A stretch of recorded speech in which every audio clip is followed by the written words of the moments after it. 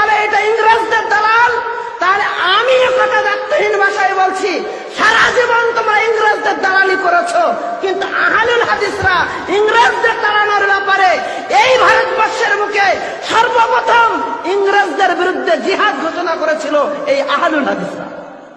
ইতিহাস যদি না জানা থাকে চলে এসো। ইংরেজদের তাড়ানো তো দূরের কথা, তার পূর্বের ইতিহাস যদি জানো, যুগে যুগে ইমাম বুখারীর শিক্ষক আলী ইবনে মাদানী বলছেন, যদি এই জমিনে আহলুল হাদিসরা না থাকতো, আমি জানি না কোরআন সুন্নাহ বাকি থাকতো কিনা।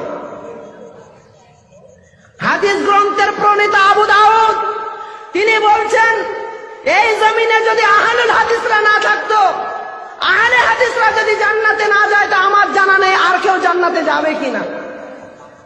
ইমাম আহমদ ইবনে হাম্বল থেকে নিয়ে যুগে যুগে সমস্ত মুহাদ্দিসিনরা আহলে হাদিসদের ব্যাপারে এই রকম কথাই বলেছেন, লা তাযালু তাইফাতুম মিন উম্মতি যাহিরিন আলাল হক, আমার উম্মতের একটা দল বরাবর হকের উপরে প্রতিষ্ঠিত থাকবে।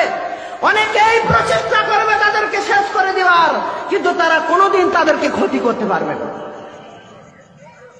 এই ফেরকায়ে নাজিয়া, এই তায়েফা বলতে সমস্ত মুহাদ্দিসিনরা বিষয়ে ঐক্যমত পোষণ করেছেন, তারা হলো আহলুল